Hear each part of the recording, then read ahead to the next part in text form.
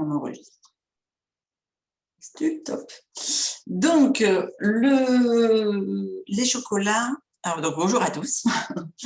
Si vous nous regardez en replay, en vidéo, bah, pensez à liker ou mettre un commentaire. Et puis, vous êtes les bienvenus la prochaine fois sur le live. Donc, aujourd'hui, on va faire des chocolats au cœur de caramel. Donc, je vais vous mettre les ingrédients de la recette sous la vidéo. Et nous, on est parti pour préparer d'abord le caramel. Tu es OK avec moi, Priscilla? C'est parfait. Super. Donc, pour le caramel, soit on part de dattes entières. Donc, moi, c'est des medjool, donc elles sont molles. Si tu pars d'une pâte de dattes, il faut qu'elle soit molle. Si jamais elle est dure parce qu'elle est restée au frigo, ce que je vous propose, c'est de la broyer assez finement, ce que vous pouvez en tout cas, et de mettre une cuillère à soupe ou quelque chose comme ça en quantité, ou 2 cuillères à soupe d'eau chaude pour ramollir tout simplement les dattes, enfin la poudre de dattes, et pouvoir la mixer. Donc, je bascule sur mon plan de travail. Dans la recette, on va faire fondre 200 g de chocolat noir à 70 degrés. Après, vous choisissez 70%, pardon. Vous choisissez, vous pouvez travailler aussi sur du cacao cru, soit en poudre, soit en pastille, qui est très sèche parce qu'il n'y a pas dedans le beurre de cacao. Et donc, vous rajoutez 30% du poids en beurre de cacao. Vous mixez bien pour que ce soit pour que le cacao soit sous forme de poudre. Et après, on fait fondre doucement à température vraiment très ambrée. Alors, pour le caramel, je mets mes 100 g de dattes. Je vais ajouter une cuillère à soupe d'huile de coco.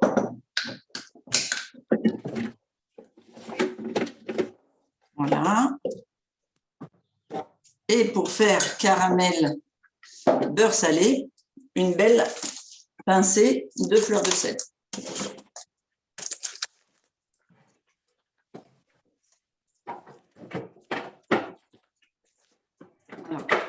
Et mon secret à moi, pour vraiment rappeler le caramel beurre salé, c'est que j'y ajoute du curcuma, parce qu'en plus, ça fait cette jolie couleur dorée.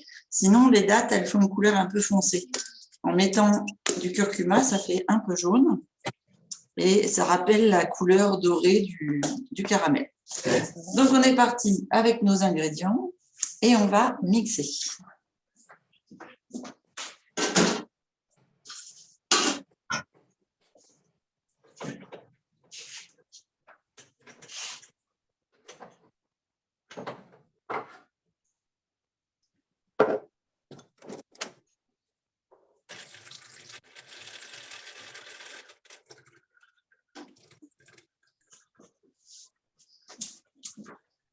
Alors, le temps que le robot s'allume, parce que bien sûr, je n'étais pas opérationnelle au niveau du robot. Là, j'ai mis donc mes pastilles de cacao cru. J'en ai mis exactement 160 grammes et j'ai mis 40 grammes de cacao. Donc là, je suis uniquement en cacao cru.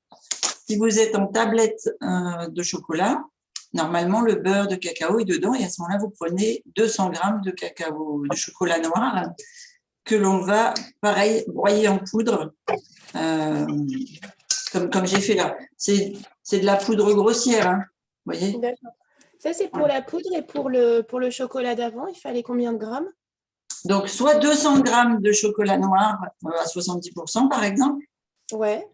Voilà, comme ça, que tu casses en morceaux et que tu vas réduire en poudre. Ah, on ne le fait pas chauffer au bain-marie. Après, parce que si tu le mets au bain-marie en morceaux, eh bien, tu ne vas pas avoir cet aspect brillant et soyeux du chocolat de Noël. D'accord, ok. Voilà. Alors, le robot a dû s'allumer.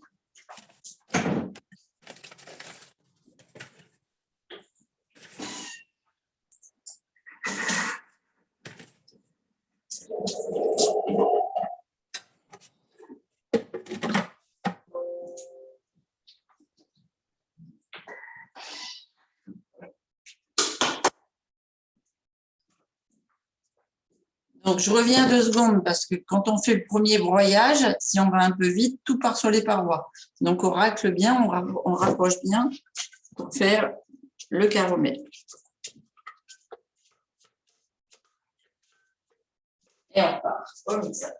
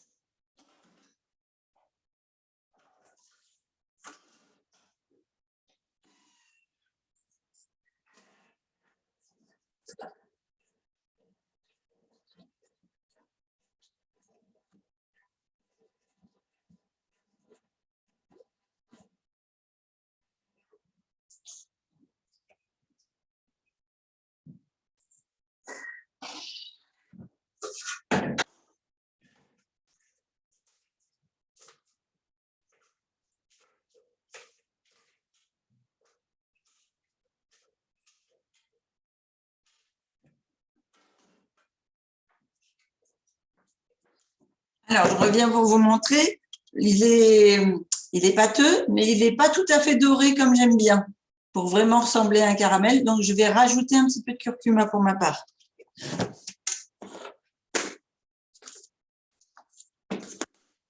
C'est bien pour tricher le curcuma. Qu'est-ce que tu dis? Que c'est bien pour tricher, en fait. Alors, ça te donne, avec la fleur de sel, ça te donne un bon goût de… Ah ouais. Tu sais, moi, mon mari est normand et de toute façon, on mangeait déjà beaucoup de beurre salé à la maison. Donc, ça te rappelle ce goût salé du beurre. Et là, le fait d'avoir une couleur dorée comme du caramel classique, c'est intéressant pour la texture, pour le visuel. Ah ouais, non, tout à fait. Ah non, c'est chouette, hein, c'est une bonne astuce. Allez, je repars en mixage. Ouais.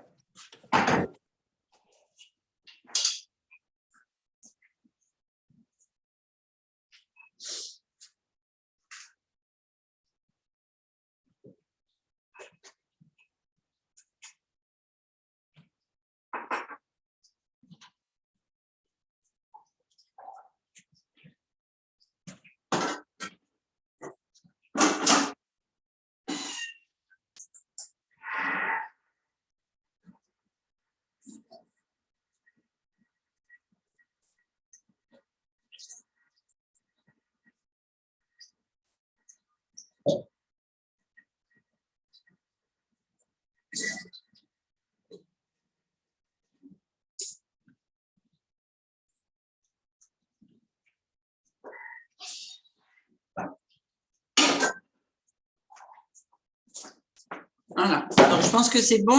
On va le mettre dans un petit plat. Pendant ce temps-là, je mets mon chocolat au bain-marie.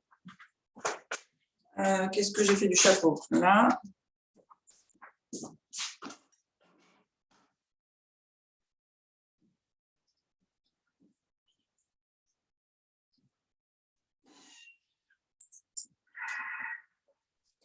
Alors pour le chocolat, moi je le fais déjà en petits morceaux, c'est ça? Ah, excuse-moi, je ne t'entends pas. Qu'est-ce que tu Pardon. dis?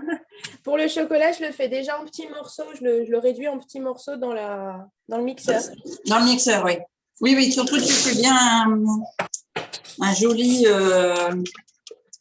comment on appelle ça? Une jolie poudre pour que la fonte soit bien uniforme et en même temps la même température partout. Ok. Tu vois, on va travailler beaucoup sur la température du chocolat. Voilà, donc je mets… Ah, il est tout mou ton caramel, c'est bien. Oui, ça fait vraiment caramel beurre salé. Moi, il n'est pas aussi mou, dis donc. Alors, c'est parce que la pâte de date était peut-être encore trop dure. Ouais, c'est possible, ouais.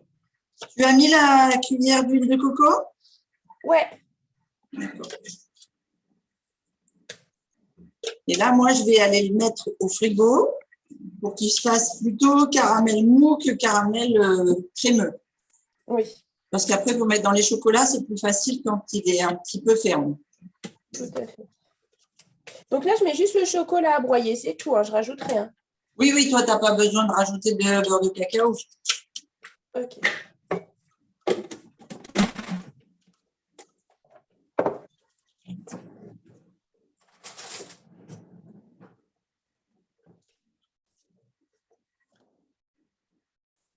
On fait des chocolats noirs. Après, si tu veux travailler sur une variété plutôt chocolat au lait, plus doux pour les enfants, tu peux y mettre de la crème de coco.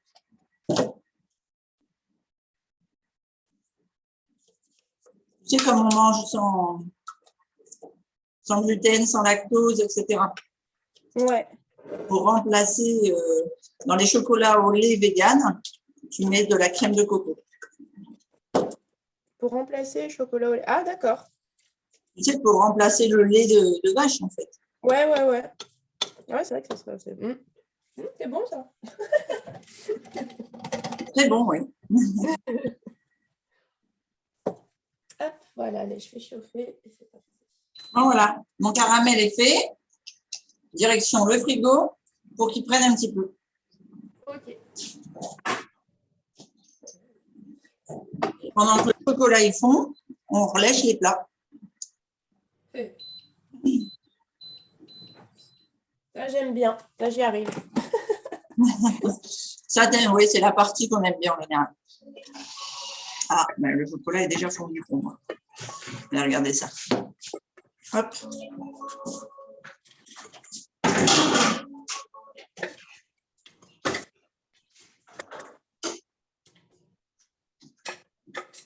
Alors, il n'est pas encore fondu de façon uniforme. Tu vois, il y a encore des petits grains. Ouais, ah, ouais. Voilà, en fait, c'est le beurre de coco qui met un peu plus de temps à fondre que le cacao cru, oui. C'est aussi pour ça que c'est bien de le mettre en miettes. Voilà. Après, l'avantage que j'ai avec le robot, c'est que je peux le faire fondre à 35 degrés. Donc, je peux contrôler vraiment la température du chocolat. Ah, c'est bien ça. Voilà. Moi, ça sera au feeling. Hein. Ouais. Donc, surtout pas qu'il soit trop fondu, trop chaud, parce que si la température monte trop, tu vas perdre le côté brillant du chocolat. Ouais. Et tu vas avoir du mal à les mouler, ça va prendre plus de temps. Alors, j'ai complètement oublié de nous dire de mettre ça au congèle, 2 minutes au moins. Donc, on les met maintenant. Normalement, il ne faut pas que ça monte à plus de 70, c'est ça le chocolat? Ah non, si tu peux me le laisser à 40, 42, c'est bien. D'accord, je vais rediminuer un peu. Tu vois, surtout dans la cuisine crue. Ouais.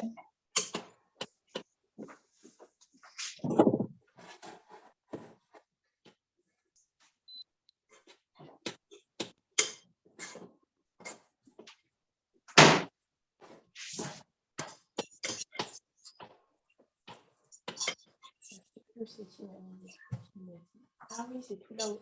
Alors, je vais mettre une pause 30 secondes sur l'enregistrement parce que les 2 minutes que ce soit dans le congèle, ce n'est pas intéressant avant un atelier.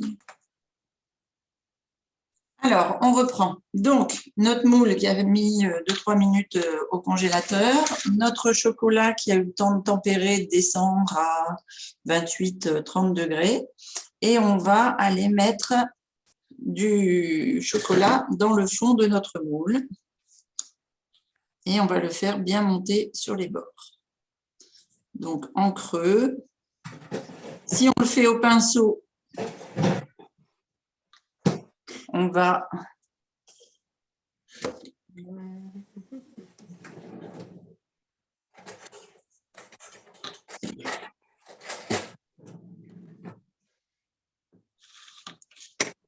hop. Voilà, bien sur les bords, bien jusqu'en haut. Et normalement, quand on l'étale, comme il est froid parce qu'il était au congèle, il commence à se figer.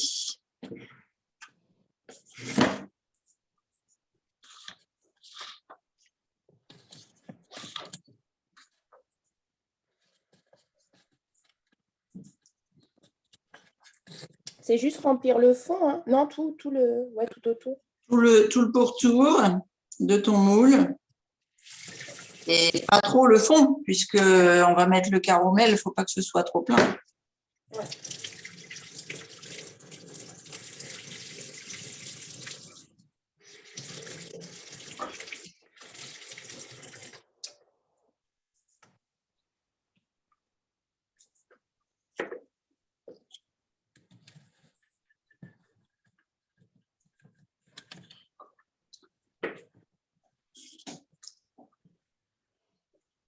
Alors, il y a forcément des imperfections parce qu'on n'est pas des chocolatiers expérimentés et surtout, on n'est pas des chocolatiers avec un matériel adéquat.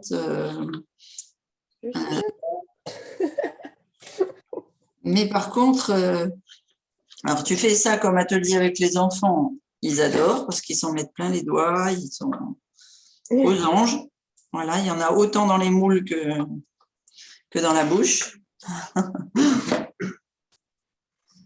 Et après, peu importe si c'est irrégulier, ils sont super fiers d'amener leur chocolat sur la table de Noël.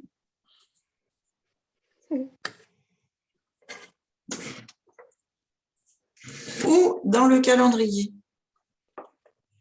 Ah oui. Voilà, cet après-midi, on va faire un atelier avec les enfants pour remplir le calendrier de l'Avent. Trop bien. Si on veut que nos chocolats là, ils soient crunchy au niveau du caramel au milieu, il suffit de rajouter quelques pétales pas de céréales, mais d'avoine, des flocons d'avoine. Ou bien, ce que j'aime bien, c'est mettre des éclats de noisettes ou des choses comme ça. Ah oui, ouais. Ah tiens, des éclats de noisettes, ça serait bon. Ah, je vais mettre les noisettes. Voilà. Et à ce moment-là, ça fait un caramel coulant. Puis à l'intérieur, il y a du craquant. Voilà, je vais remettre mon chocolat un petit peu à tempérer. Ouais,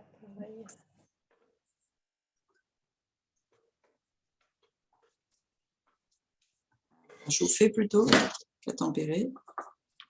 Je finis juste mes moules. Je vais les repasser 1 minute au frigo, le temps que le chocolat se solidifie un peu, liquéfie. Je vais y arriver. Hein. Ah, je pensais faire tous mes moules sans mettre les doigts, mais je n'ai pas réussi. Il a fallu que je mette le doigt dedans. Zut! Ah, moi, il y a les doigts de partout, hein, je t'avoue.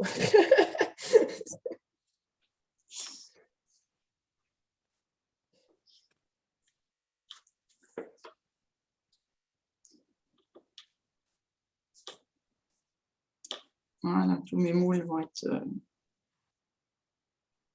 pleins.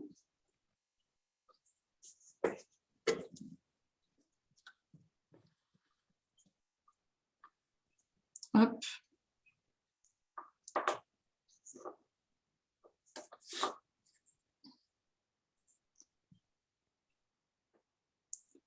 Voilà, je bascule le moule au frigo.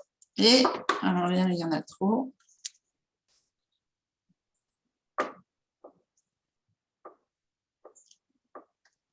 Celui-ci, je n'aurais pas besoin de faire de deuxième couche. Hein.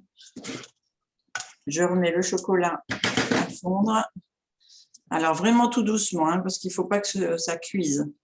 Le chocolat cuit, après, tu ne peux plus le liquéfier.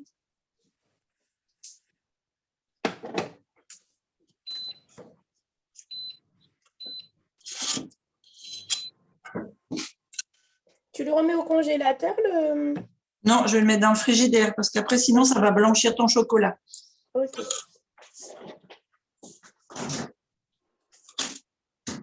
Voilà, je refais fondre un peu le chocolat.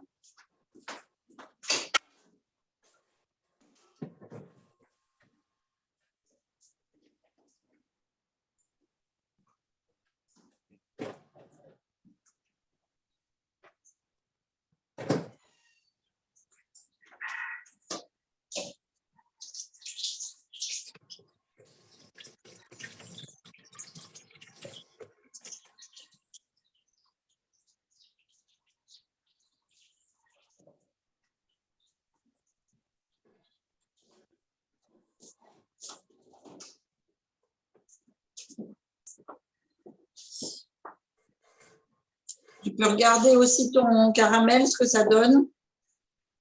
Moi, c'est pâteux. C'est toujours pâteux. Ouais, je rajoute un peu d'eau chaude. Regarde-moi quelle consistance il a pris. Ouais, ben moi, j'y suis pas du tout. Moi, je le sors du frigo parce que sinon, après, il va être trop froid.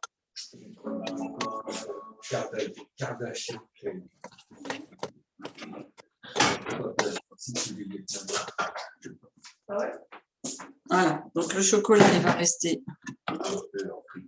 dans son... Ah, qu'est-ce que j'ai fait?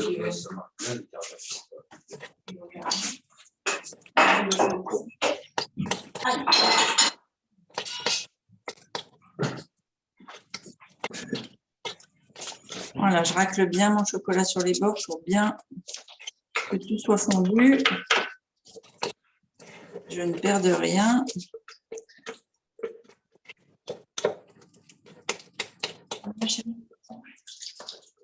Écoute, tu t'es brûlé, tu t'es bien brûlé.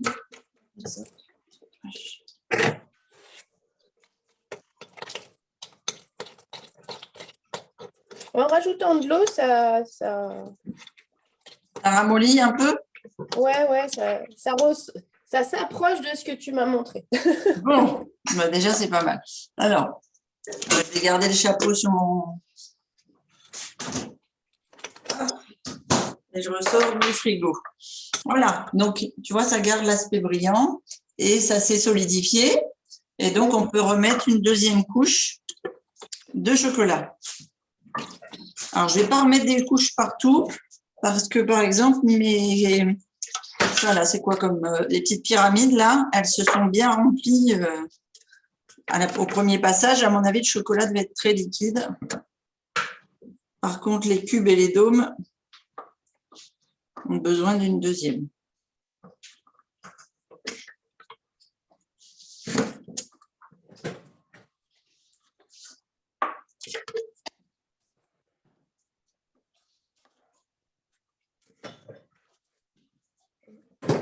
Je vais laisser un peu plus au frigo, c'est pas encore... C'est que alors, quand c'est comme ça, c'est parce que le chocolat était un peu plus chaud. Ouais, c'est possible, ouais.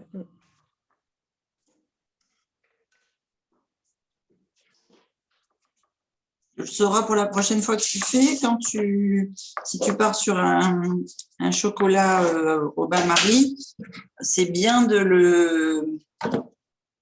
Comment on appelle ça? De tempérer ça s'appelle tempérer, c'est-à-dire de le sortir du bain-marie et puis le travailler pour qu'il soit à plus à une température de 30 que de 40 degrés. D'accord. Voilà, je pense que ma deuxième couche est bien. Voilà, je vais garder mon chocolat à bonne température pour le fermer le couvercle.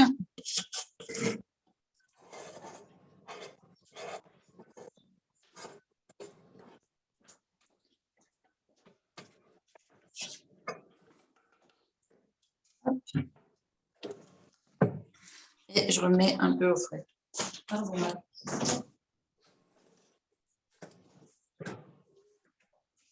Et on va pouvoir garnir avec le caramel.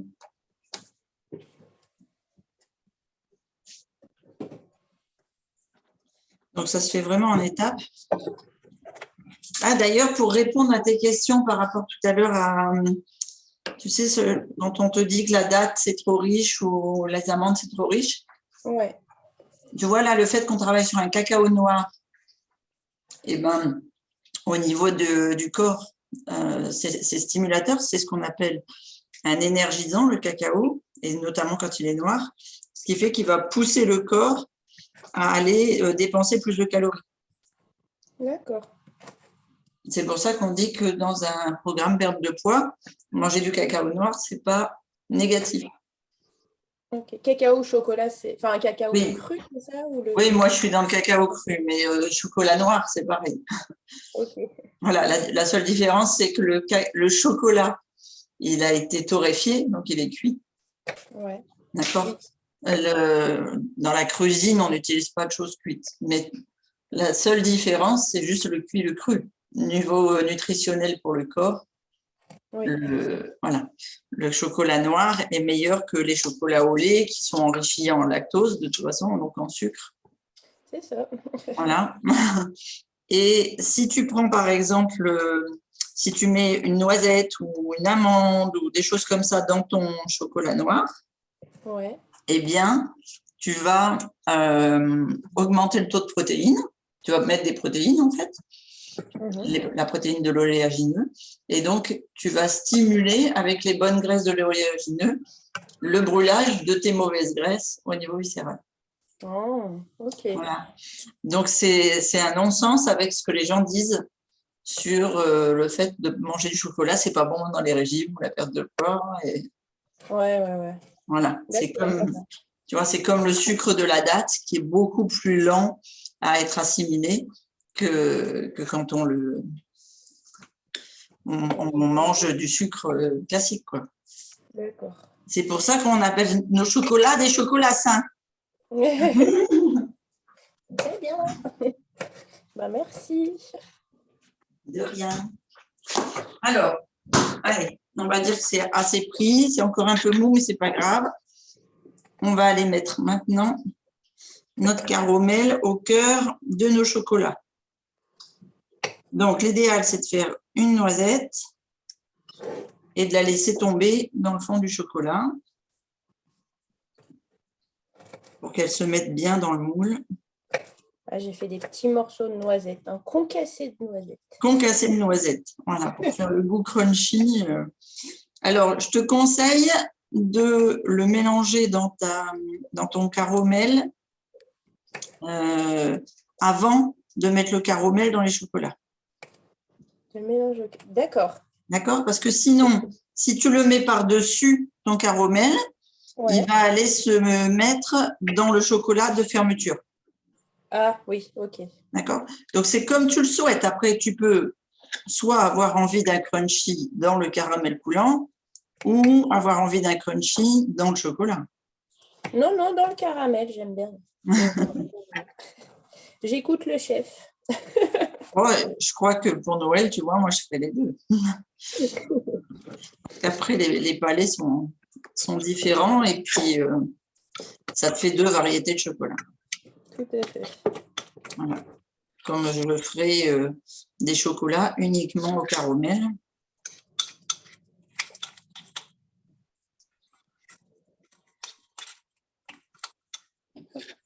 Après, c'est super sympa aussi de faire ces caramels-là quand tu fais une bûche crue, par exemple, coco mangue ou un truc comme ça. Et puis, comme elle est toute blanche, tu mets tes chocolats noirs en décoration sur le dessus de la bûche ou autour de la bûche. Ah oui, ouais. Bon, là, c'est la gourmande qui parle, hein, t'as compris. On en fera des bûches crues? Oui, c'est prévu. Là, pour le mois de décembre, on va faire que des repas de fête. Cool.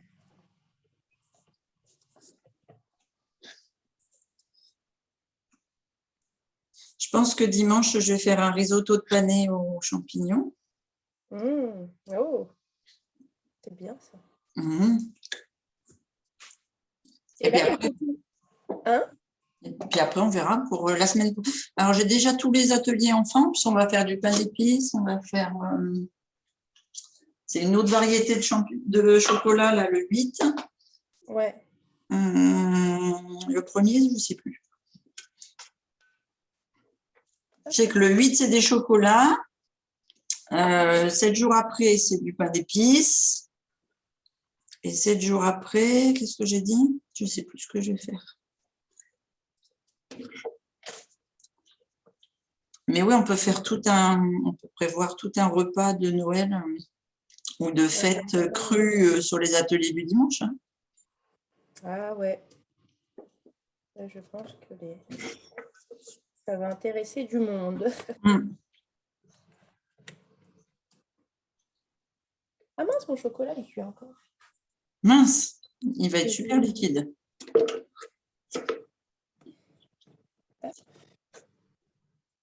Et même si on met, tu sais, plusieurs fois le chocolat au frigo, je le ressors et je le remets au frigo et je le ressors et qui ramollit peut-être un peu, tu vois, en le sortant, c'est pas grave.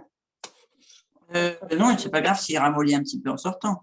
Mais après, là, le top, là, c'est de les mettre 2 heures au frigo avant de les démouler. Ouais. Et après, une fois que tu les as démoulés, tu n'as plus besoin, à moins d'être devant une cheminée qui fait 25 degrés chez toi. Sinon, tu n'as pas besoin de les garder au frigo. Comme il n'y a pas de produits laitiers, il n'y a pas de… Tu vois, c'est des chocolats secs. C'est aussi l'avantage, c'est que tu peux les mettre dans le calendrier de l'Avent sans que ça craigne. C'est ça. L'année dernière, avec les enfants au calendrier de l'Avent, on avait fait des choses cuites. On avait fait des chouchous au praliné. Ah, sympa aussi. Ouais. Donc, on avait fait des petits… Tu sais ce qu'on a fait l'autre fois là, avec les céréales? Oui. Des petites rosées sable. Ouais. Et puis, on avait fait des petits palets avec des fruits secs. D'accord. Et puis, on avait fait des chouchous. Chouchou. Tu sais, ça me fait penser à chaque fois à la plage, là. Ouais, c'est exactement ça. On avait fait du faux gras l'année dernière. Du faux gras. Excellent. Ouais. Bah oui.